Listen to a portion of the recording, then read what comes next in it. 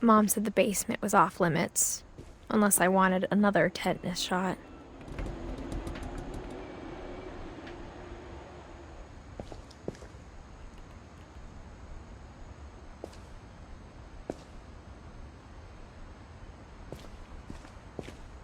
I saw Edie sneak down to the basement once, carrying packages. I thought maybe she was hiding presents.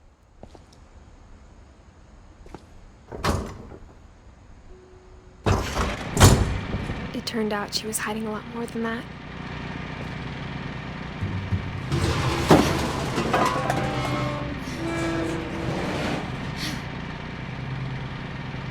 I remember asking Mom once about where Walter had gone. She said after Barbara died, he got as far away as he could. If there's a pattern in all these stories, I think it's that none of us has gotten very far.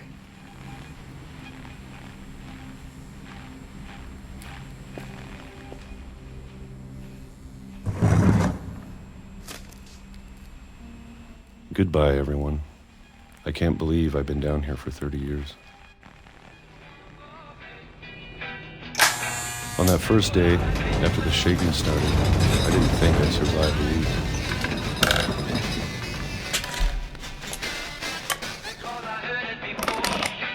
But after a few days, I settled into a routine. That's what kept me sane.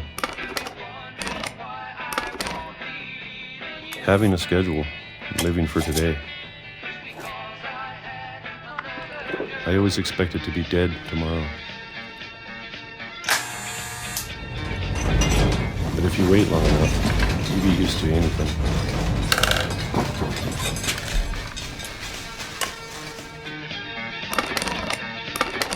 Even a monster on the other side of the door starts to feel normal. Almost friendly.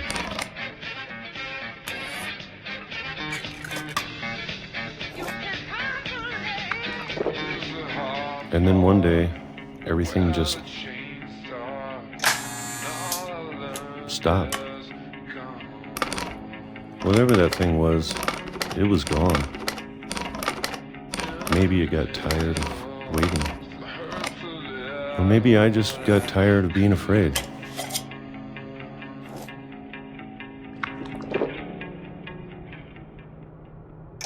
It's been a week now, the longest in 30 years. I'm done waiting. I have to leave while I still can.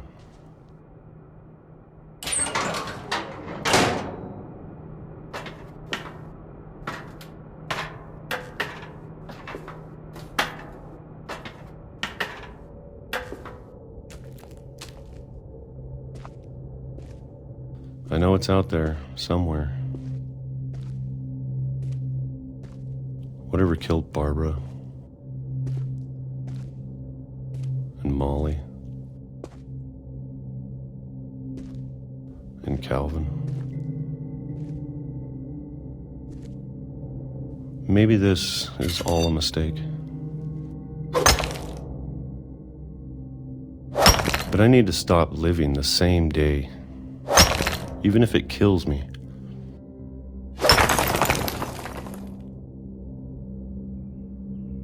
Whatever's out there, I want you to know I'm ready for it. I'm going to appreciate all of it, especially the food. I don't mind if I only have a year left, or a month, or a single week. I'd be happy with one new day. I can already imagine the sun on my face.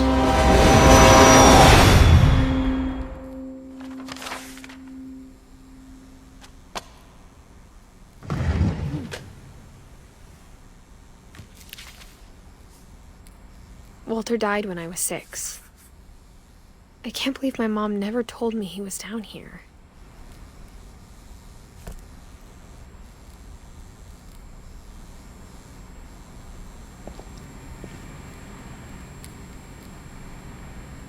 I'm sure my mom was trying to protect me.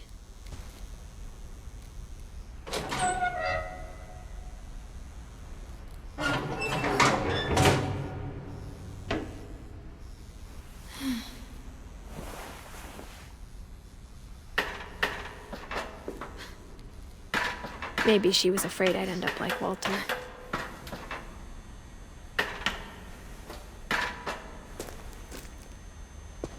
But if she never told me about an uncle under the house, I can only imagine what else she was hiding. I don't want to make the same mistakes she made. Trying to bury something that's still alive. Now that there's only one of us left, or maybe 2, I thought it was time I heard the stories for myself and found out what happened to everyone else. But now I'm worried the stories themselves might be the problem. Maybe we believed so much in a family curse, we made it real.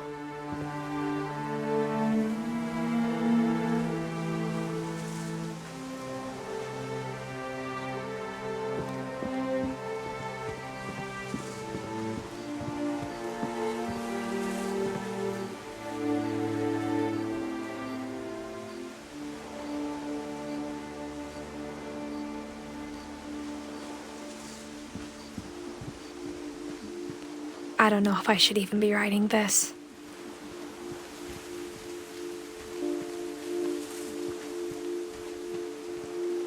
Maybe it'd be better if all this just died with me.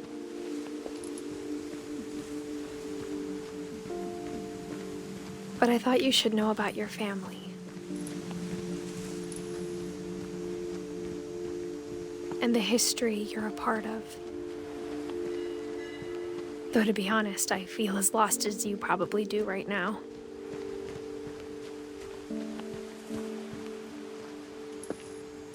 I think the people in these stories believed them, for what that's worth.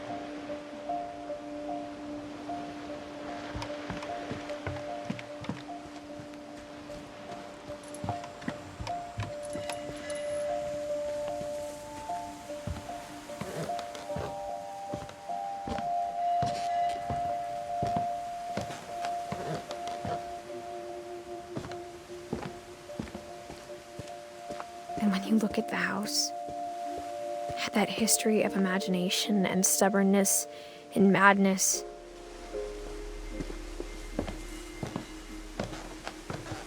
any of it seems possible.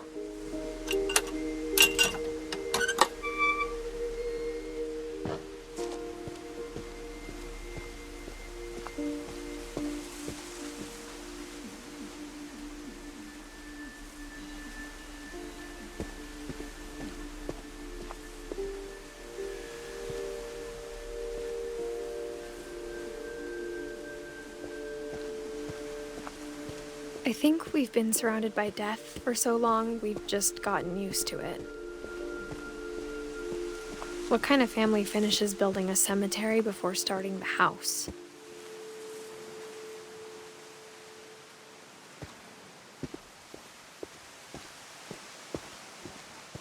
It's embarrassing for me to admit this, but the pet cemetery made me more uncomfortable than the human one. 3 of the gerbils were mine, and 2 had been my fault.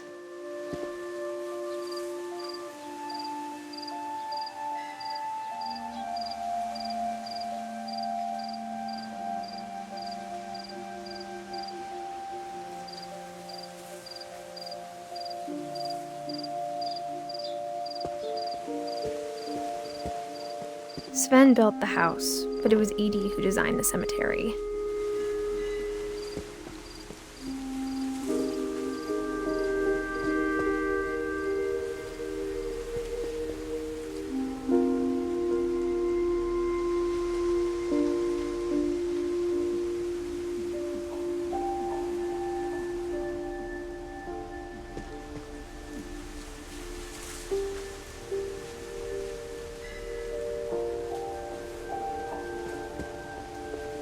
I'm sure Odin's monument had been Edie's idea.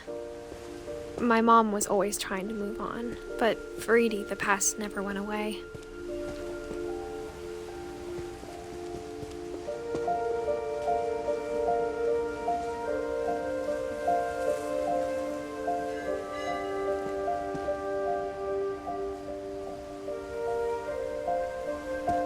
She could see it poking out of the water at low tide.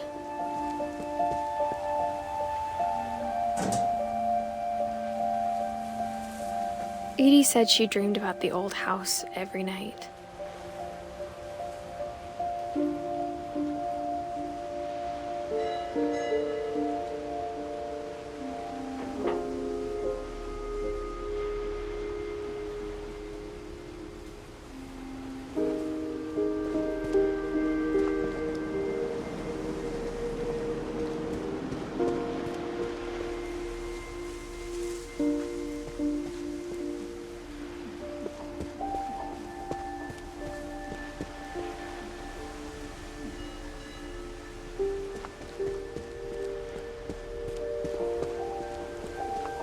Edie's side was always easier for me to understand. But the older I get, the more I can see where my mom was coming from. Her dad had been pretty strict, but it wasn't enough to save her brothers. She was just trying to do better.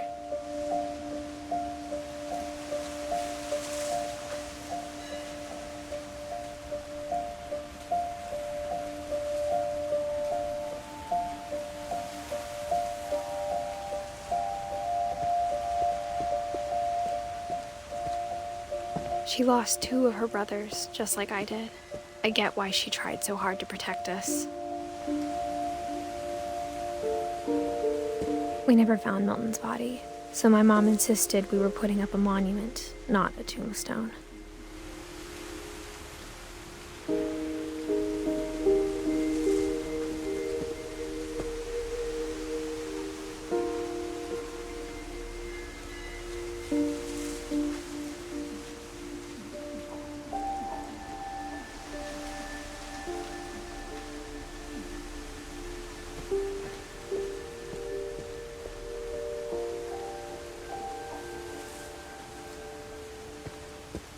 There's so many things I wish I could ask my mom now.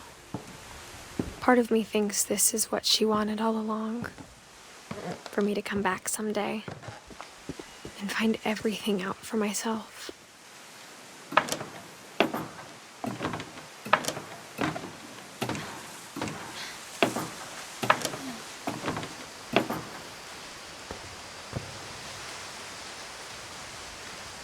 But looking back on it now,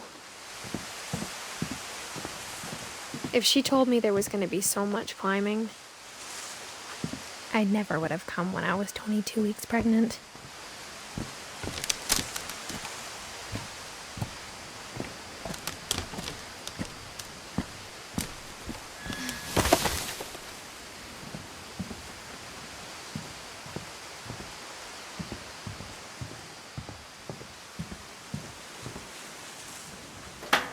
I never met Grandpa Sam, but I think he and my mom had a lot in common.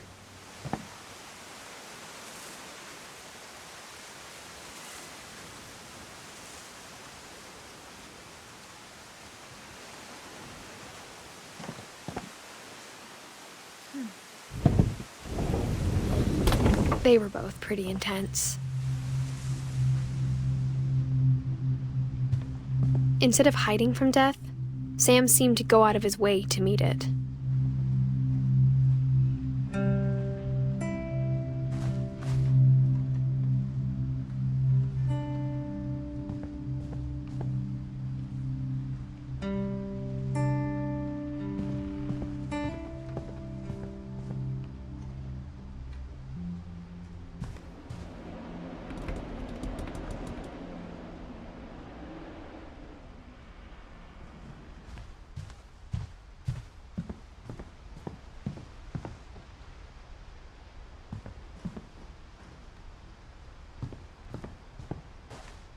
Sam spent his life shooting photos, but Mom said he got nervous being in front of the camera.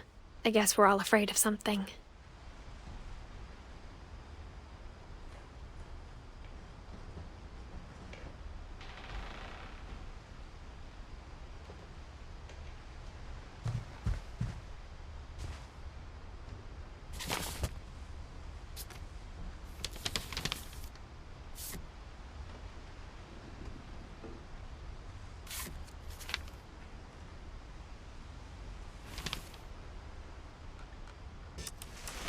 Dawn, I promise, you'll never forget this weekend.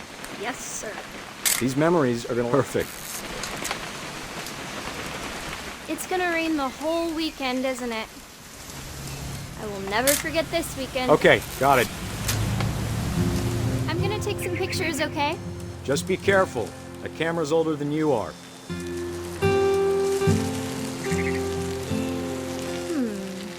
Definitely should not have drunk all that coffee. Hey! That's a keeper. I'm just saying, I'm not always gonna be here, Dawn. You'll need to remember this stuff, if you want to survive. I'll be fine, Dad. You know who else thought he was gonna be fine? Some guy who died. Dawn, I'm being serious. I know, Dad. You're always... Dad! Good eyes, Dawn.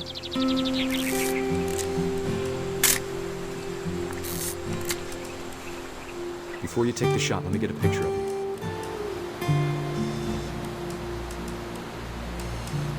Dad, Let me get behind you. Do I have to do this? Dawn, you don't have to do anything. But if you want to survive, you'll need to... Great shot, Dawn!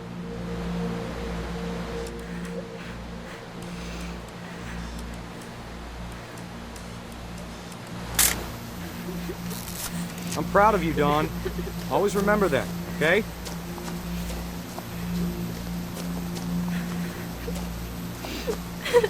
Dad, it's twitching. I think That's it's totally silly. normal, Dawn. Just focus on the camera. Try not to think about... Dad!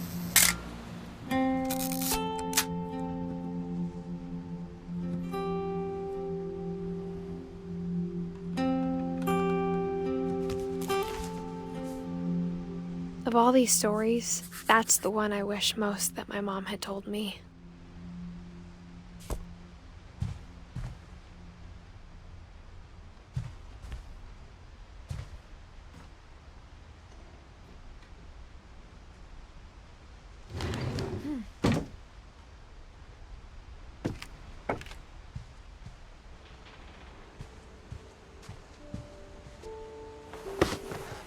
After Sam died, my mom and Edie got really close. They'd both lost a lot.